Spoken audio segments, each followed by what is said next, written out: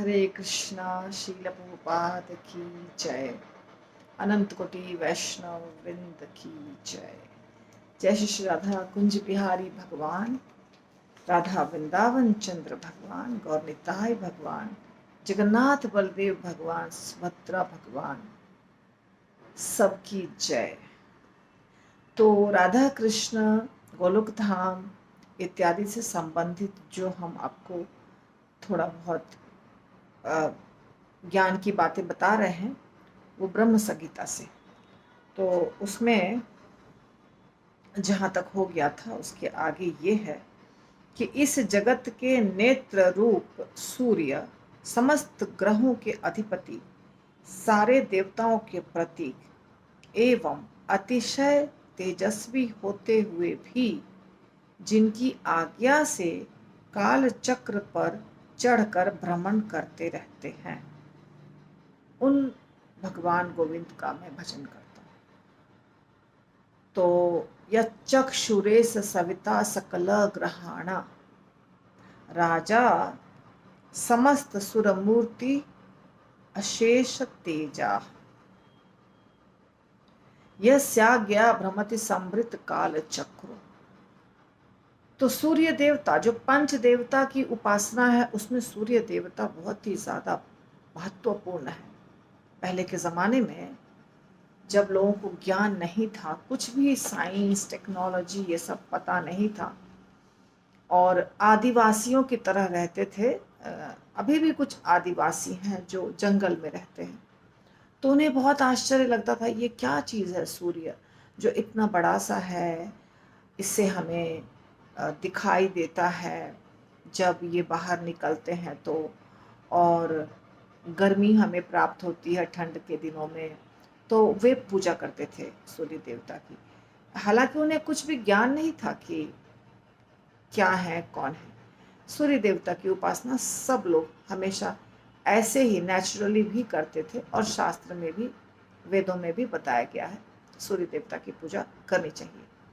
ये जो ग्रह नक्षत्र का प्रभाव होता है, देखिए सबके घर में जो बच्चे होते हैं, कोई बच्चा राहु, कोई केतु, या हमारे ऊपर भी ये सब शनि, इसका प्रभाव होता है। क्योंकि जन्म के समय, हमारा जब जन्म होता है उस समय आकाश में जो नक्षत्र होते हैं, नक्षत्र यानी ग्रहों की जो एक सेटिंग होती है, कैसे ग्रह हैं उसको नक्षत्र कहा जाता है।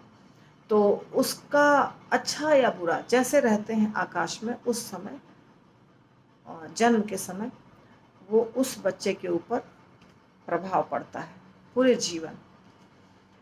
तो ये सारे ग्रह और नक्षत्र सबके राजा हैं सूर्य देवता। यदि आप सूर्य देवता को प्रसन्न कर लिए, सारे ग्रह नक्षत्र शांत हो जाएंगे, क्योंकि सूर्य देवता सबके मालिक हैं। सूर्य देवता के इच्छा के अनुसार ये सब कार्य करते हैं। परंतु वो सूर्य देवता जहाँ बताया गया है सारे ग्रहों के अधिपति हैं और देवताओं के प्रतीक हैं और तेजस्वी हैं, परंतु वो सूर्य देवता भी भगवान के इच्छा के अनुसार चलते हैं। आपने महाभारत देखा है, महाभारत में एक चक्र रहता है, वो चक्र घूमता रहता है। मैं काल हूँ, वो भगवान है। मैं काल हूँ, भगवान काल है। कालो अस्मि अहम, भगवान ने भगवत गीता में बताया। तो ये जो काल चक्र है या काल है, ये एक भगवान का रूप है। और ये काल सिर्फ इस दुनिया में है, आध्यात्मिक जगत में काल नहीं होता है। काल, काल यानी समय, वक्त, टाइम। तो ये चक्र होता है और सूर्य देवता उस काल चक्र पर बैठकर घूमते हैं। सूर्य के अनुसार देखिए, एक दिन हुआ, 2 दिन हुआ, 4 दिन हुआ। जैसे जैसे दिन बीतता है हम मृत्यु के नजदीक पहुंचते हैं, समय बीतता है, सारी चीजें होती हैं, है ना। जैसे कहते हैं ना, चोट लगी है, घाव हुआ है, समय आने पर ही भरेगा, आप कुछ भी कर लीजिए, नहीं भर सकता है।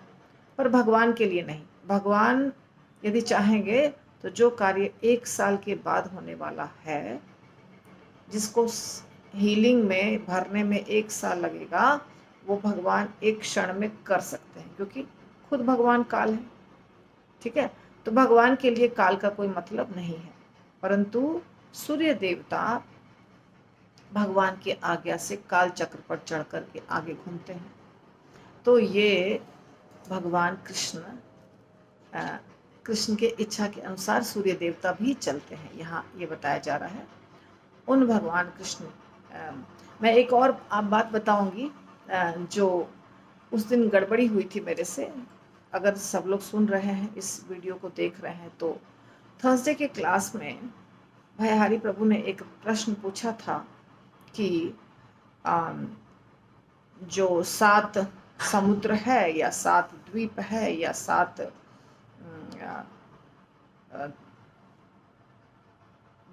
जो प्रियव्रत ने गड्ढा बनाया था, वो सूर्य देवता के ही पीछे पीछे भागे थे अपने रथ को लेकर के। तो उन्होंने पूछा था प्रश्न कि ये पृथ्वी पर है क्या। तो मैंने उस समय उनको ठीक से उत्तर नहीं दिया था, क्योंकि दिमाग में उस समय था भी नहीं उत्तर। थोड़ा सोचा मैंने, बुक तो पढ़ने का समय नहीं मिला है, परंतु जब मैं पढ़ रही थी, जब मैं इस सृष्टि के बारे में लोगों को बता रही थी, और मैंने बहुत सारे वीडियो नहीं, ऑडियो बनाए थे और ऑनलाइन क्लास किया था, उसकी रिकॉर्डिंग है टेलीग्राम पे। तो उस समय तो फ्रेश था, पर अभी फ्रेश नहीं था गुरुवार के दिन जब प्रश्न पूछा, तो इसलिए मैं उस समय ठीक से उत्तर नहीं दे पाई थी। तो बुक तो नहीं देखा है, पर एक चीज़ मैं आपको सिर्फ बताऊंगी कि कंफ्यूजन क्या होता है कि हम पृथ्वी को समझते हैं कि यही है पृथ्वी, यानी जो साइंटिस्ट के अनुसार गोला, एक एक स्फेयर, एक गोल है बॉल के समान। पर श्रीमद् भागवतम के अनुसार भूमंडल होता है, भूमंडल। तो जो जो प्रियव्रत महाराज चक्कर मारे थे, वो भूमंडल में मारे थे। वो भूमंडल यानी वो एक पृथ्वी है कि बहुत सारे पृथ्वी हैं, ये क्लियर समझ में नहीं आता है श्रीमद् भागवतम को पढ़ने के बाद कि भूमंडल में और कितनी चीज़ें हैं। तो हमें तो भूमंडल में सिर्फ ये पृथ्वी दिखाई देता है, और इसके जैसे कुछ है ऐसा दिखाई नहीं देता है, ना सैटेलाइट से दिखाई देता है ना और तरीके से। तो यदि भूमंडल में एक से ज़्यादा हो पृथ्वी या पृथ्वी के जैसे कुछ, तो कुछ अलग बात होगी। शायद आपको कुछ समझ में नहीं आ रहा हो मेरे बोलने का मतलब, पर वहाँ जो बताया गया है, प्रियव्रत महाराज चक्कर काटे हैं भूमंडल पे, तो वहाँ एक मेरू पर्वत है और उसके चारों तरफ ऐसे बहुत सारे चक्कर चक्कर चक्कर चक्कर गोल गोल किया, और वहाँ बहुत सारे गड्ढे बन गए। बाद में वहाँ पे बहुत सारे अलग अलग प्रकार के समुद्र बन गए, जैसे घी का, मट्ठा का, और हनी, शहद का, सुरा का, ऐसे बहुत सारे समुद्र बन गए। 7 समंदर पार, आप सुने भी होंगे, 7 समंदर पार, 7 समुद्र हैं वहाँ पे, और 7 द्वीप भी हैं। उसी में एक जम्बू द्वीप है जिस पे हम रह रहे हैं। जम्बू द्वीप में ये भारत खंड है। तो ये बहुत कॉम्प्लिकेटेड है, कॉम्प्लिकेटेड हमारे लिए बहुत कॉम्प्लिकेटेड है। यदि कोई बहुत बड़े संत होंगे, महात्मा, जिनको ज़्यादा पता होगा, तो वो शायद और अच्छे से बता पाएंगे। पर मैंने जो कोशिश किया था और ऑडियो बनाया था, फिर से पढ़ के उसको मैं वीडियो भी बनाऊंगी कभी ना कभी, पर ऑडियो ऑलरेडी है टेलीग्राम में, आप सुनिएगा, काफ़ी हद तक समझ में आएगा। पर बहुत चीज़ें मुझे भी क्लियर नहीं है, तो मैं कैसे बता सकती हूँ। शास्त्र तो हमारे हिसाब से नहीं चलते हैं। शास्त्र जो है उसमें से कुछ हिस्सा समझ में आता है, सब कुछ समझ में नहीं आता है। तो यही बात है। यदि मेरे से गलती हुई होगी तो मैं माफ़ी चाहती हूँ इसके लिए। आप खुद भी पढ़िए, और यदि थोड़ा बहुत हेल्प मेरे ऑडियो से आपको मिलता है तो बहुत अच्छी बात है। जो आपको ऑडियो लेक्चर्स टेलीग्राम पे मिलेगा, मेरे ही टेलीग्राम चैनल पे मिल जाएगा। आप पूरी सृष्टि का ऑडियो है उसमें, वो भी है।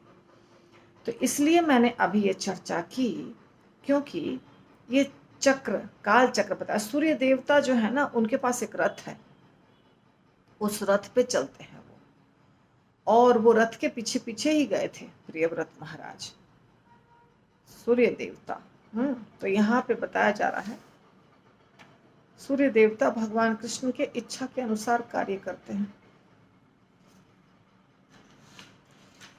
उसके आगे बताया जा रहा है धर्म, पाप समूह, वेद, तपस्याएं और ब्रह्मा से लेकर कीट पतंग तक सारे जीव जिनके द्वारा प्रदत्त शक्तियों से पालित होते हैं। तो ये सारी चीजें, चाहे वो वेद हो, चाहे वो धर्म हो, चाहे वो पाप हो, चाहे वो तपस्या हो, चाहे वो जीवात्मा हो, छोटा या बड़ा, ब्रह्मा या चींटी, सब भगवान कृष्ण के दया के ऊपर आश्रित है।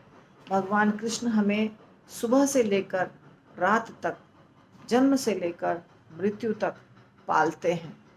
जो हमें चाहिए जीने के लिए, हवा, पानी, घर, खाना, ये सब कुछ भगवान कृष्ण देते हैं। हर जीव को, छोटे जीव को भी, बड़े जीव को भी, वो भगवान कृष्ण को उनकी हम वंदना करते हैं। ये भगवान का गुणगान है जो ब्रह्मा जी कर रहे हैं, बहुत सुंदर है। आगे भी आप देखिए, जो एक इंद्रगोप, जैसे इंद्रगोप एक कीड़ा होता है, जैसे छोटे से कीड़े से लेकर देवराज इंद्र तक जीवों को उनके कर्म फलों के अनुरूप फल भोग कराते हैं, किंतु जो अपने भक्तों के समस्त कर्मों को समूल नष्ट कर देते हैं। कितनी सुंदर बात है, देखिए।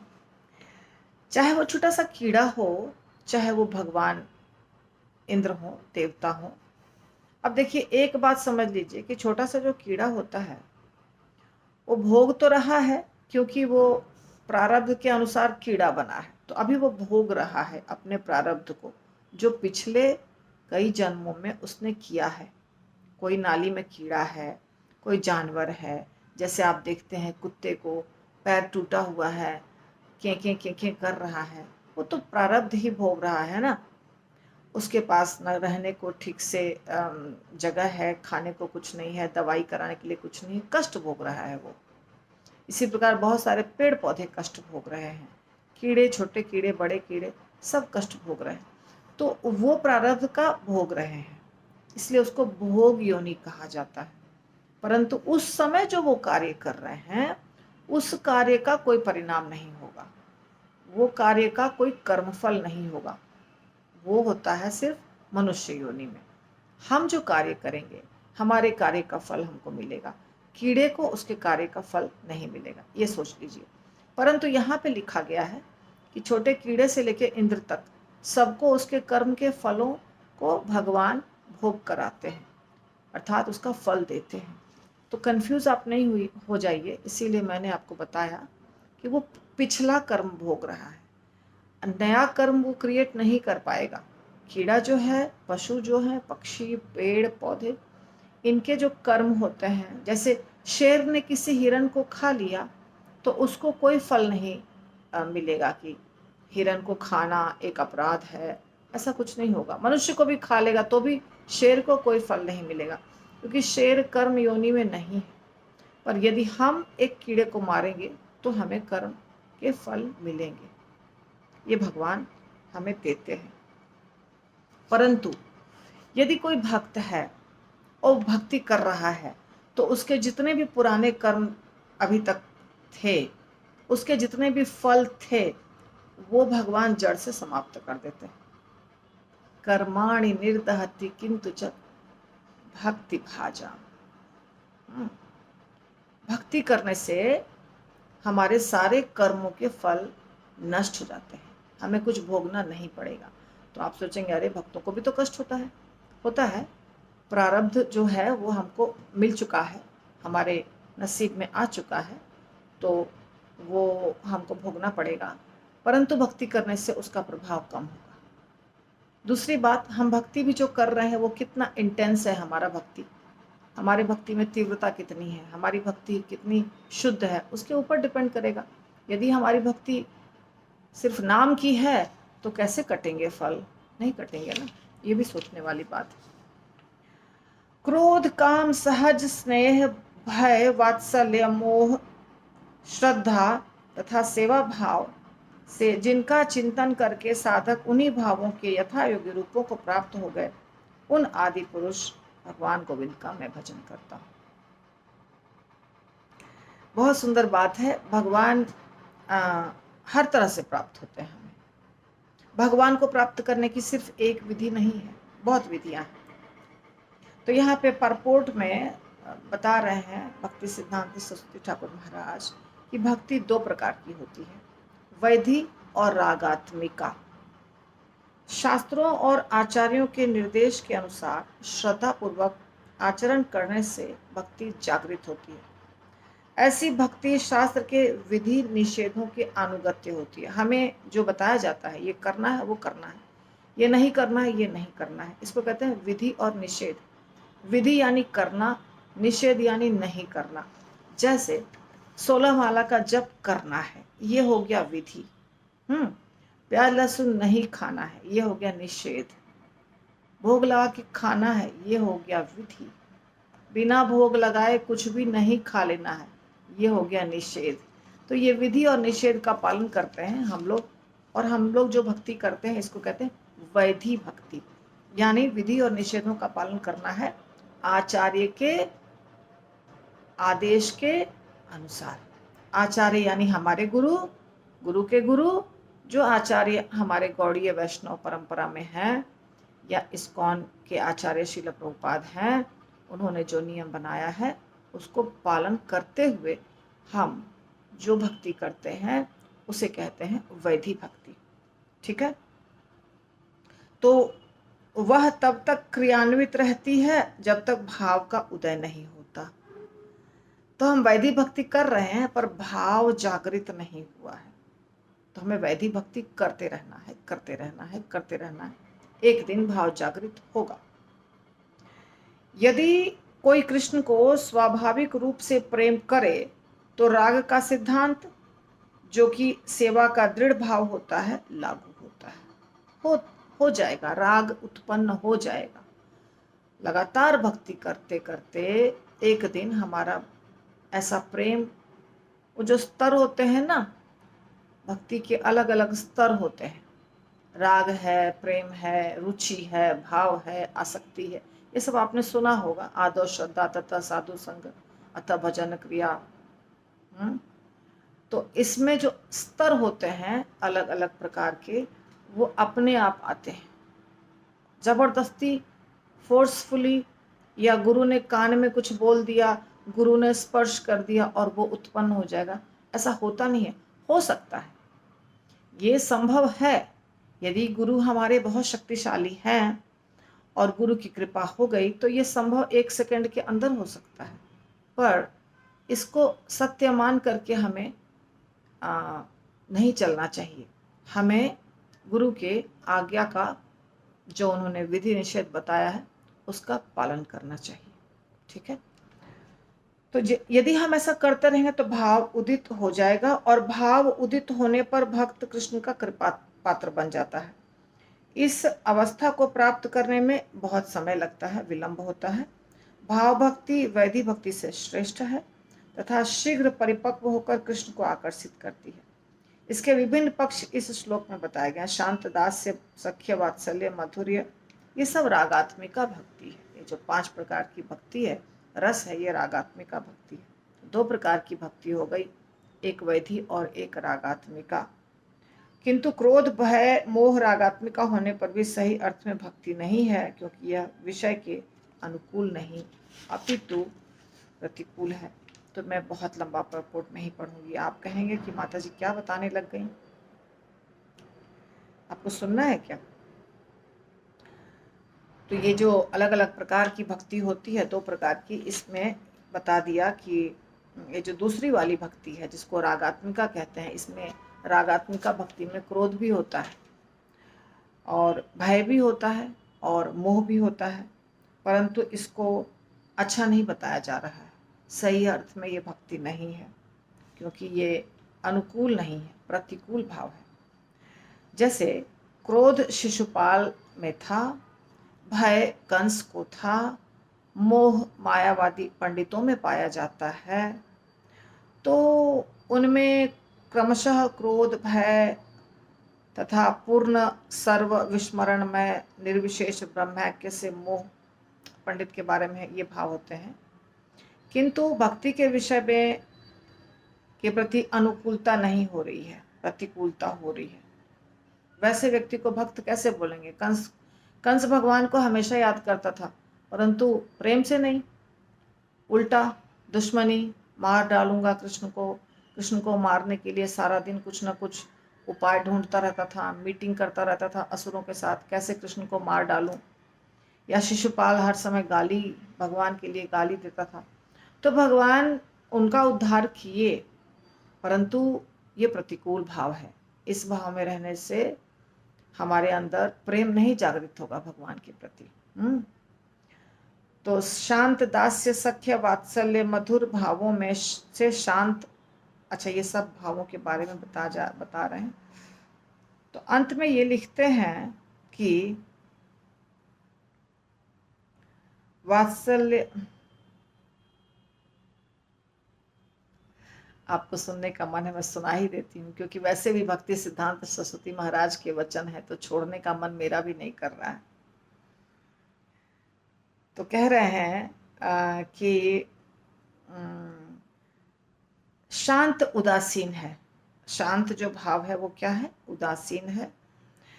राग उदासीन और लुप्त प्राय नहीं है, नहीं के बराबर है, पर फिर भी अनुकूलता है, इसलिए उसकी गणना भक्ति में की जाती है। अन्य चार में राग है, भगवान से प्रेम है। राग एक प्रकार है प्रेम का।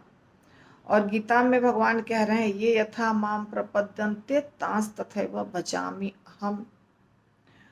तो जो जिस भाव से आता है उसी भाव के अनुरूप मैं उनको पुरस्कार देता हूँ। जिस भाव से शरणागत होते हैं उसी भाव के अनुसार भगवान भी हमको पुरस्कृत करते हैं। तो इसके अनुसार भय, क्रोध और मोह रूप राग के अनुशीलनकारी सायुज्य मुक्ति प्राप्त करते हैं। तो ये सारे जो लोग हैं ये क्या करते हैं? इनको सायुज्य, आप देखे होंगे जब आप कृष्ण लीला पढ़ते हैं या सुनते हैं तो आप देखे होंगे कि हर जगह भगवान के शरीर में एक ज्योति आके विलीन हो जाती है। जैसे बकासुर, अघासुर या शिशुपाल, ये सब की जब मृत्यु होती है तो वो एक ज्योति आके भगवान के शरीर में विलीन हो जाती है। इसको कहते हैं सायुज्य मुक्ति। इसलिए यहाँ पे कह रहे हैं भक्ति सिद्धांत महाराज कि इनको सायुज्य मुक्ति प्राप्त होती है, क्योंकि इनके अंदर प्रेम नहीं है भगवान से थोड़ा भी, न प्रेम है ना सेवा है। शांत भक्तों को ब्रह्म तथा परमात्मा में अनुरक्ति के अनुरूप शरीर प्राप्त होता है। और दास्य और सख्य भाव के अधिकारी शरीर प्राप्त करते हैं स्त्री या पुरुष का। वात्सल्य के उपासक पितृ या मातृभाव हेतु उपयोगी शरीर प्राप्त करते हैं। और जो मधुर प्रेमी हैं वो गोपी का शरीर प्राप्त करते हैं। इस प्रकार ये सब अलग अलग प्रकार से भक्ति करते हैं। और साधक जो हैं ये अलग अलग गंतव्य स्थान को प्राप्त होते हैं भगवान कृष्ण की कृपा से।